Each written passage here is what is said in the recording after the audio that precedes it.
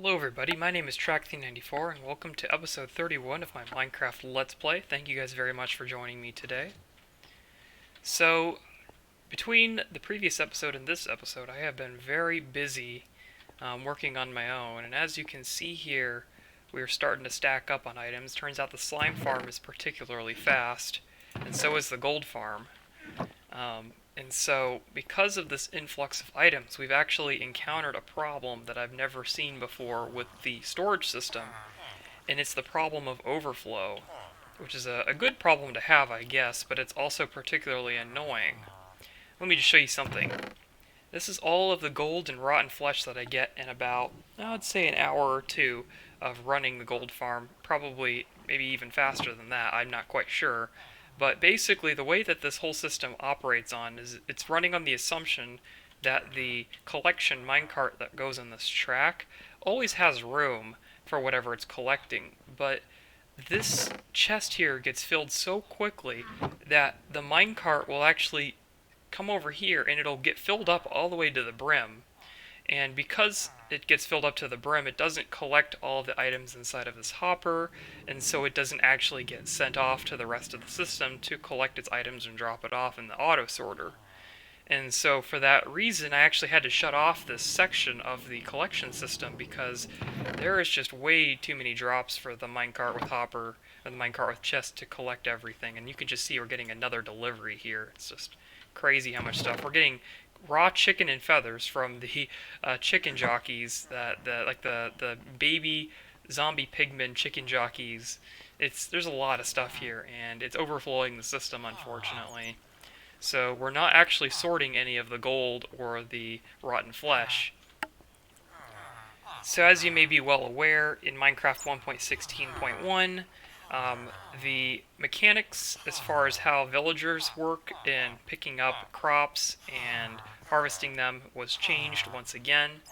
If villagers have an excess of seeds, then they will turn them into bone meal, and they'll also turn wheat into bread automatically, even if there are no villagers around. So I actually made a video about this, which I will leave a link to, how to make an automatic wheat and beetroot farm for Minecraft 1.16.1. So I've been busy installing those farms into my world, as you can see here. The farmer back there, as you can see him over there, is farming beetroots, and this farmer is harvesting wheat. Now, one of the downsides of these farms is they're not particularly fast. They only produce about 1.5 stacks of items in an hour, which is not really good enough. So what I did is I built a whole bunch of extra farms. So here's another one that I built. It's not functioning right now. And then I have plans on excavating below the farm you see right here and putting in 2 more underneath it. So I can't go any further up. That's the soil right there. So I have to go downwards from this point. And basically my plan is to have 4 wheat farms and 4 beetroot farms, and 4 times 1.5 gives me about 6 stacks of wheat and beetroots in an hour, which is perfect. It gives me plenty to work with over time, and I can trade those in and get tons of emeralds. The only downside is that these farms are gigantic. They're 17 by 17 in size, and that's a lot of excavating to do, especially when you're making 8 of these farms. So I've only completed one of them. The other one is about ready to go, but I basically have to get these villagers into their individual farms. So we'll only get to see this wheat and beetroot farm, but there will be more above and below it. The carrot and potato farms are actually not working either. I have not come up with a design to improve these. These farms, unfortunately, face a lot of the problems that the other ones do, and I mean, they're just a small trickle of carrots and potatoes, unfortunately, so I have not figured out how to get these guys working yet either, so eventually, maybe in a future episode, I'll get those farms sorted out as well. But because of the size of these farms, normally I would have like 2 farms next to each other like this. They don't fit in perfectly, so what I did is I placed this farm next to the iron farm right here, and then I extended the nether wart farm by 2 blocks, as you can see here. So I'm going to expand this out once I'm finished excavating and building these farms, and then they'll have a nether wart farm that's just slightly larger. So that's what I've been working on in here. Anyways, to summarize everything that I was trying to say is we're going to be getting an influx of items going into the sorting system, and the single minecart system we have now is just not going to cut it, what with all of the wheat and beetroot and seeds and the gold and rotten flesh that's going to be flowing in. So I figure we're going to need to come up with a solution to this problem. And the solution to that problem is the system that you see before you. This is a minecart unloader that is more advanced than the one that I had implemented previously. In short, it basically detects the number of items inside of the minecart along with the items inside of the hopper and will release the minecart if either its inventory fills up fully or if the hopper is done dropping off items into the storage minecart. When either of those two conditions happen, this piston will release the minecart and allow the minecart to continue on its journey down the track. I will be implementing this system into my storage system so that when minecarts get filled up, they will not sit there infinitely and not sort any items. This system can also be upgraded to incorporate more minecarts, but I will not be doing that unless it is absolutely necessary that I add more minecarts to the system. But I'm not going to explain how to make this, but if you guys want a tutorial, definitely leave a comment in the comment section, and I will go over everything you need to do to implement a minecart storage system, including tips on how to make the minecart storage system incorporate more minecarts. But without further ado, let's get back into the Let's Play.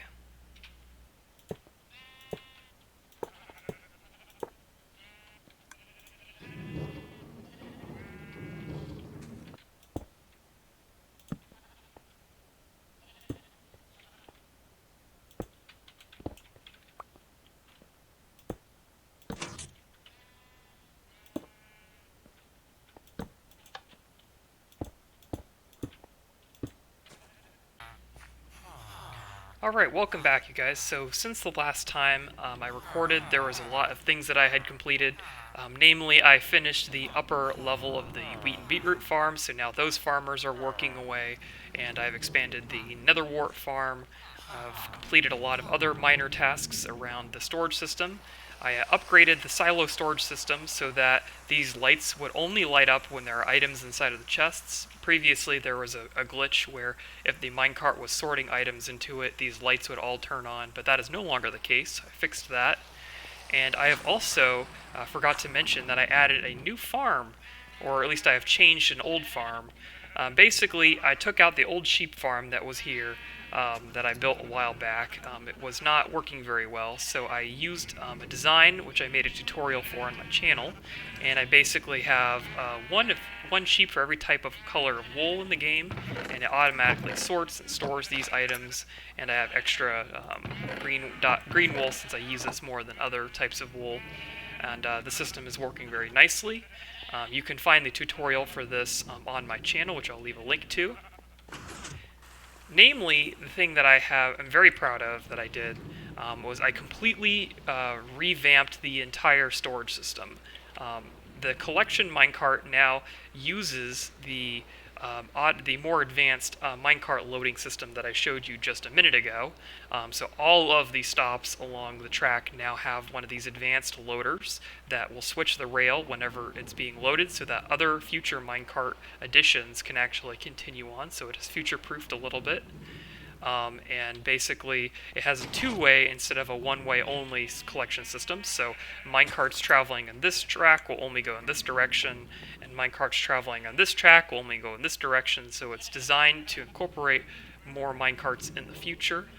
And the biggest reason why I implemented this is so that the gold farm would not back up the minecart so often. Like, as you can see here, it's actually working very well. It's unloading the gold into the minecart, and when it fills up, the minecart is released, and it's actually starting to catch up, which is really nice. I was afraid that it wouldn't catch up, but it can. It just needs a little bit of extra time. But because of the gold farm being backed up, all these other ones are backed up, so it's probably going to be about a few more hours until everything catches up. But as you can see here, all of the farms, except for the carrot and potato farms, have the new unloader connected to it. Yep, looks like squids are a little bit glitchier in this update. I just saw one trying to fly away just a second ago. And in my personal server, I've actually noticed that there are squid dying on the beach, so I think Mojang has some updates they need to do to squids. Because this guy right here is trying to figure out a way to travel to space, so hopefully they fix that in a future update here. But just one thing I forgot to mention, I actually upgraded my PC. If you take a look in the upper right hand corner, you can see I got a new graphics card. So originally I was rocking the GTX 750 Ti, kind of a 5 or 6 year old model. It was released in like 2014, I believe.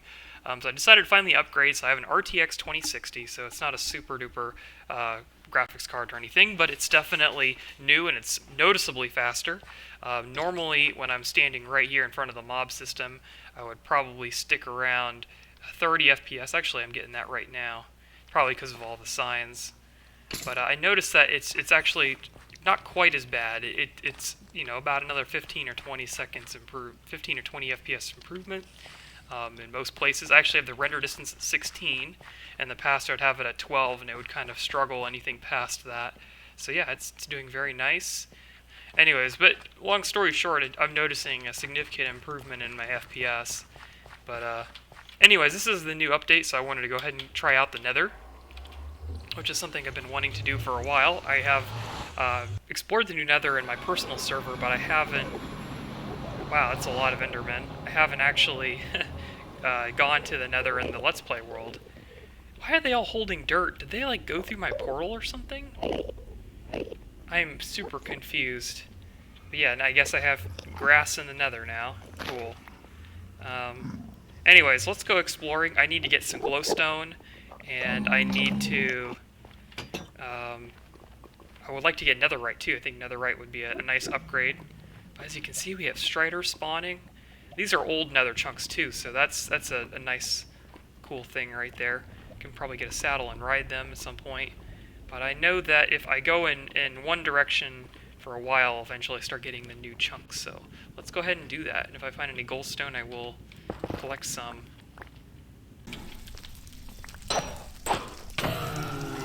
Wow, so check this out. I was exploring the nether, and I just happened upon a blaze spawner inside of a nether fortress. This is not a nether fortress that I've actually visited before. This is a completely new one. So this is definitely quite the find right here. And I'm inside of new chunks too. I'm inside of the warped forest biome. So I found a second nether fortress, and it's hopefully there might even be like a dual blaze spawner here, because if there is, then there's definitely a good possibility I might make a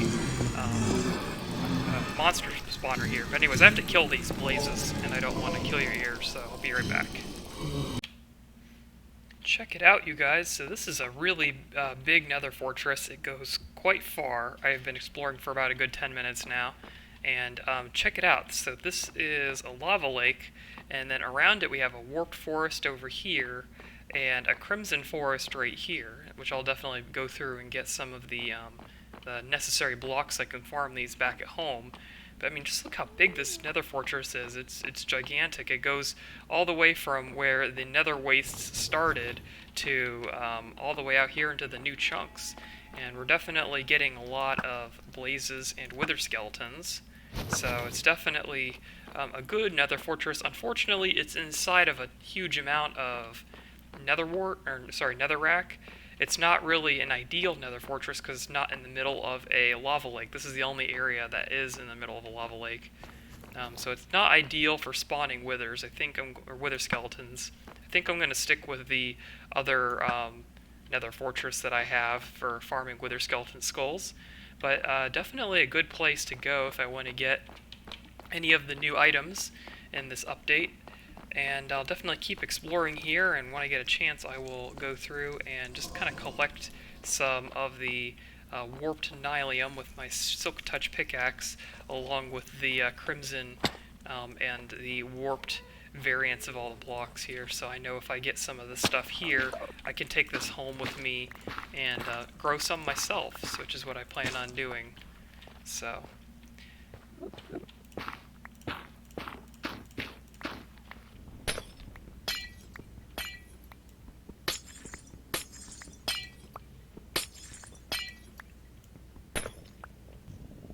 Alright, so I have returned from my exploration trip, and this is what I got. A lot of different crimson and warped items, and a lot of glowstone, and a lot of nether quartz. Just did some mining, basically. I don't want to have to go mining all the time, so I like to do it in large quantities. And yeah, so everything's working out nicely. My plan now is to go for some netherite. Unfortunately, netherite only spawns in the new chunks, obviously, so I'm going to have to travel quite a distance to get to the new chunks. So what my plan is to actually dig in the cardinal directions until I find new chunks, whichever one is the closest. I know for a fact that the netherite chunks will start at Z negative 593. Yep, negative 593 is where the chunk border for the new chunks is in the Z direction. So if I go this way, I have to go about 600 blocks. If I go this way, it might be less. So I'm going to try digging in the negative X direction first until I get to the new chunks. I'll just be watching the type of biome to see if it switches from nether wastes to one of the new ones, and that'll be my indication that I'm in the new chunks. So what I can just do is just dig in this direction. I am at block 8, which is not the ideal level for netherite, but it goes below most of the lava lakes, which is what I'm trying to do. So if I can stay below the lava lakes, then I'll be good. And then when I get to the better chunks, then I can switch over to level 15 and mine netherite in that fashion. I also brought TNT. I left it in the chests back there, but I'm going to use TNT to clear out a large area and use that to try to find some netherite. I brought about 2.5 stacks of TNT, which is not really a lot. I should probably get maybe enough netherite just to upgrade my current tools, but it's not enough to make a whole new set. So yeah, that's what I'll be doing. And as you can see, I just ran into a lava lake, so I'll need to block it off a little bit here. But yeah, I'll be busy doing this.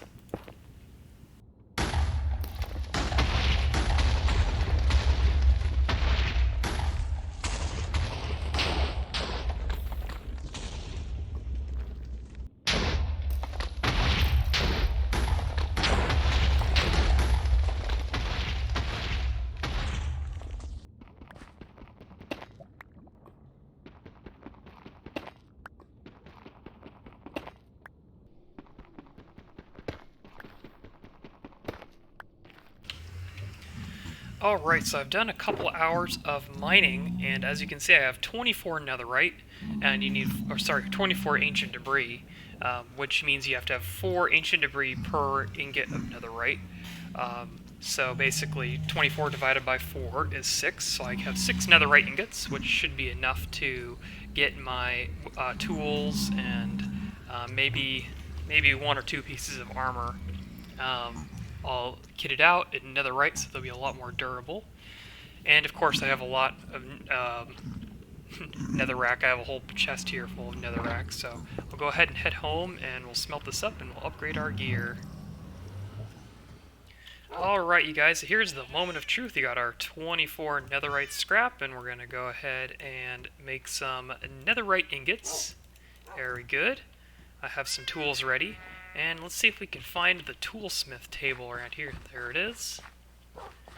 And let's see what we're going to upgrade here. Let's start with our favorite pick. Cool, so we got a nice nether, and even repair some of the damage too. That's really nice. Nice little benefit there. I want my diamond shovel to be netherite too, so it's tougher. Got a lot of durability back from that one. Axe as well. Got my netherite axe. Netherite sword. And I got 2 more pieces left, so let's do the silk touch pickaxe. And we'll do this one. And there you go. I just upgraded all my tools to netherite. I'm going to have to do some more mining if I want to get netherite armor. But that's pretty good. And I don't have to go back to the ender right away to repair all these tools. I can actually use them a little bit now. But yeah, so I got netherite. We're moving forward to the end game stuff in the world now, so it definitely feels good. One thing I wanted to show you guys real fast is I have been working on the village here. I added this cool bridge. I decided it needed to be wider so that iron golems could actually go from one side to the other, so I did that. And then I also made it so that the bridge is actually a split so that I can go this way and build in this direction, make the village in that direction, and then over here is where you go to see all of the farmer villagers and to trade with any of the clerics and any of the librarians. There's a lot of iron golems in here. These guys are all just chatting. But as you can see here, the village is doing very well. We got lots of villagers working away here, so... Without further ado, you guys, thank you very much for watching this episode of the Minecraft Let's Play. If you guys enjoyed it, please be sure to leave a like or comment in the comments section. Let me know what you guys thought. If you really like the content and you want to see more of it, consider subscribing to my channel. That always helps. Without further ado, thank you guys very much for watching, and I'll see you guys in the next episode. Take it easy, everybody.